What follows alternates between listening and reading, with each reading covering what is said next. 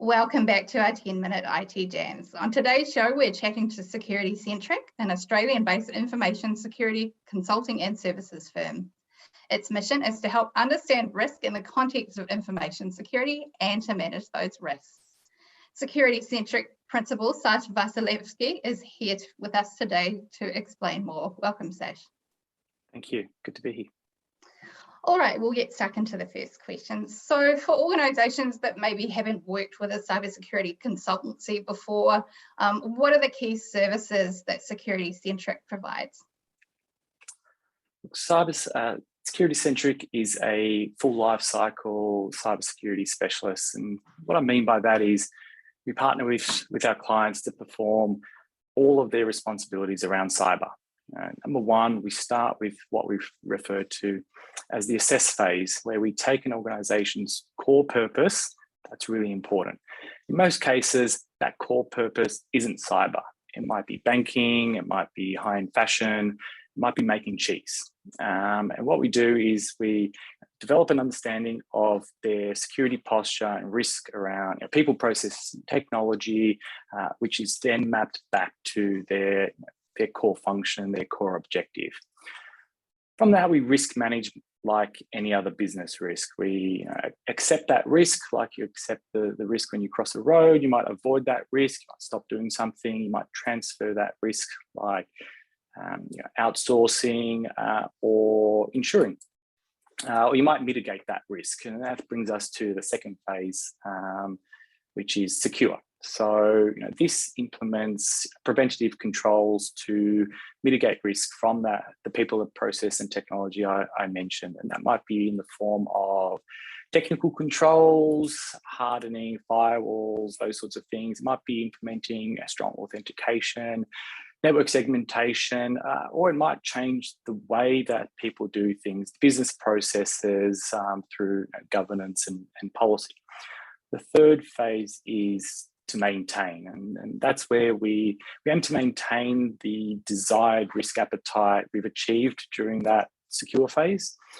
This involves proactive and periodic measures and activities. Might be keeping across threat trends and advisories. It might be your day-to-day vulnerability management. It might be monitoring systems and activity for suspicious or abnormal behavior.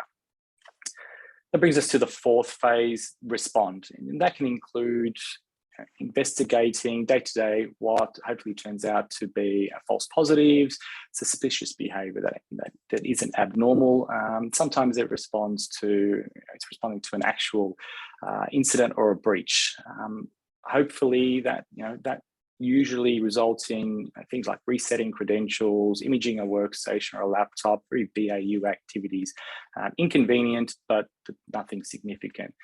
Sometimes we get called into the response stage as our first engagement, unfortunately. Unfortunately, sometimes we end up assisting in things like submissions to the Information Commissioner around data breaches and things like that.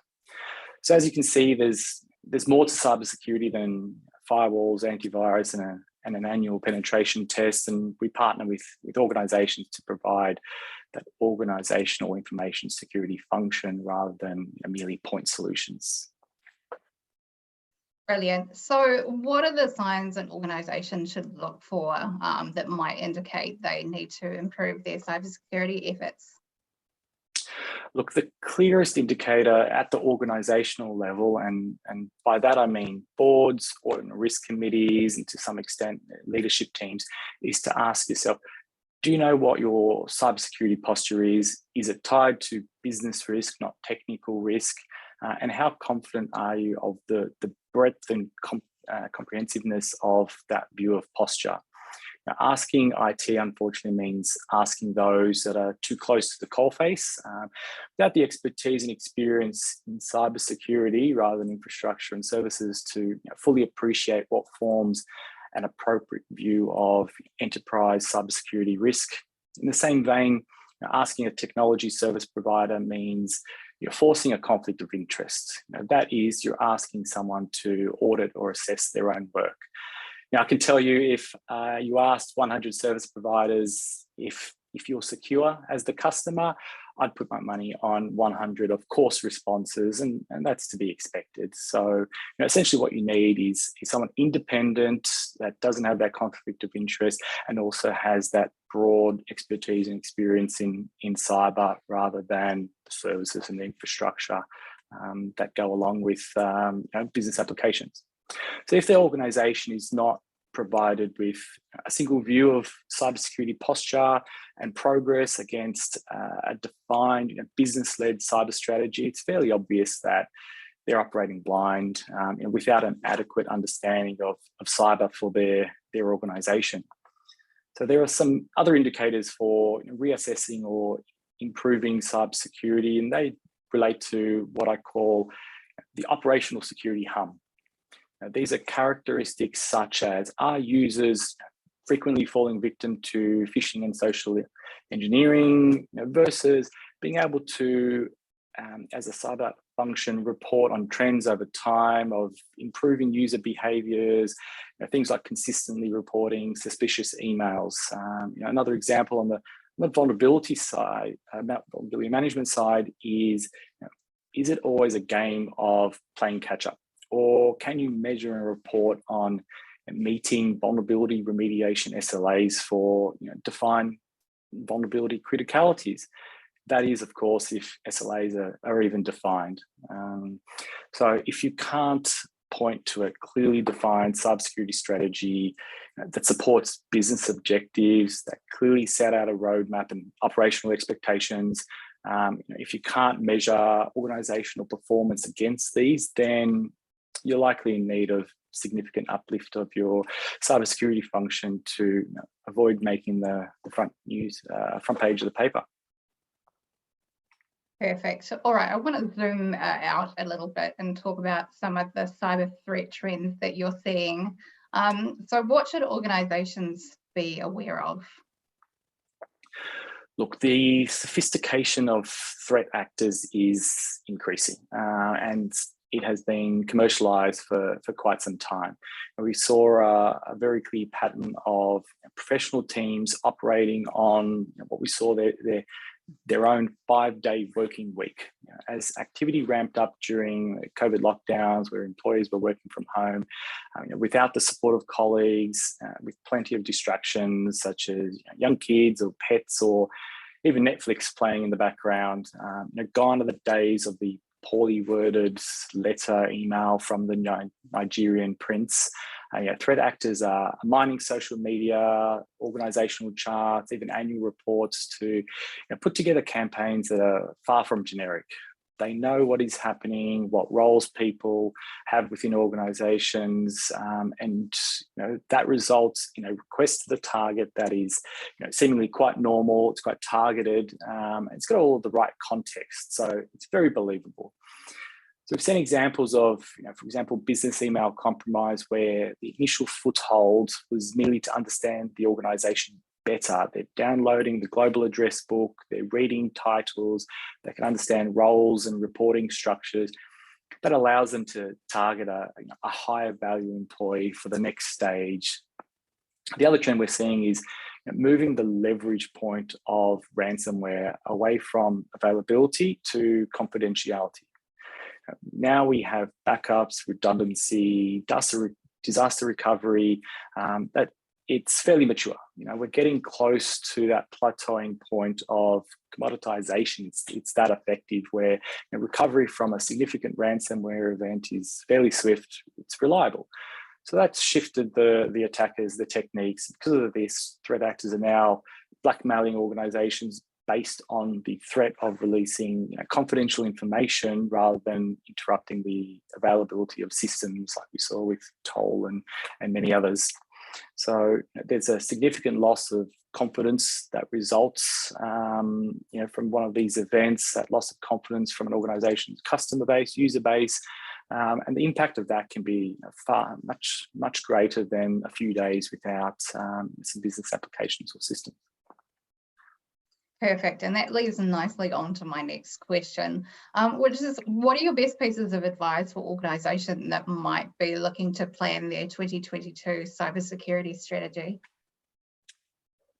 The most critical step is aligning cyber with core organizational purpose and objectives, not randomly chosen technical controls. What is the organization trying to achieve in the next 12 to 24 months, organizationally, strategically? For example, is it transforming how information is stored and accessed? Maybe if so, cyber needs to support this through things like information classification, handling, loss prevention, and ensuring any controls are transparent to the user. And that's often forgotten. User experience is key, both from the points of efficiency, but also employee satisfaction. The cyber function then needs to have a clear view of anything that is either a promoter or detractor of organizational objectives.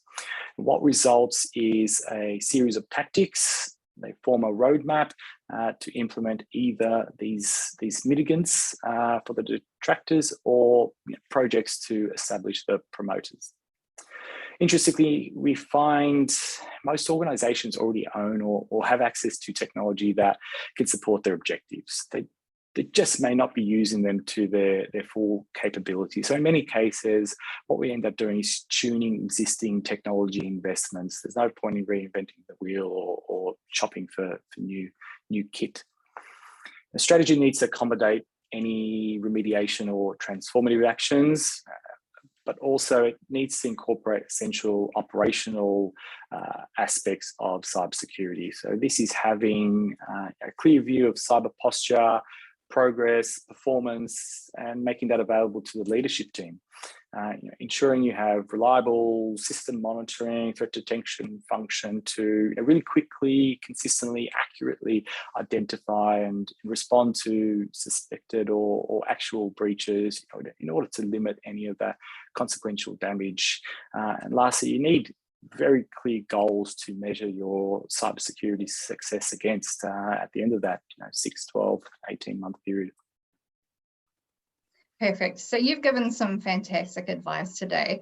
For someone looking to maybe gain visibility of their cyber risk and engage with Security Centric, what's the best way that they can do so? Look, all of the usual ways, although we haven't quite trained our carrier pigeons reliably yet. So starting point would be our website, securitycentric.com.au. There's a lot of educational material, checklists, how-tos, white papers, etc. It's got our contact details.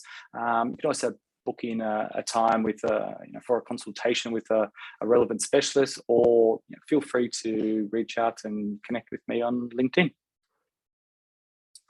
Perfect. So we've been chatting with Security Centric Principal Sash Vasilevski today. Thank you so much, Sash. My pleasure, Sarah.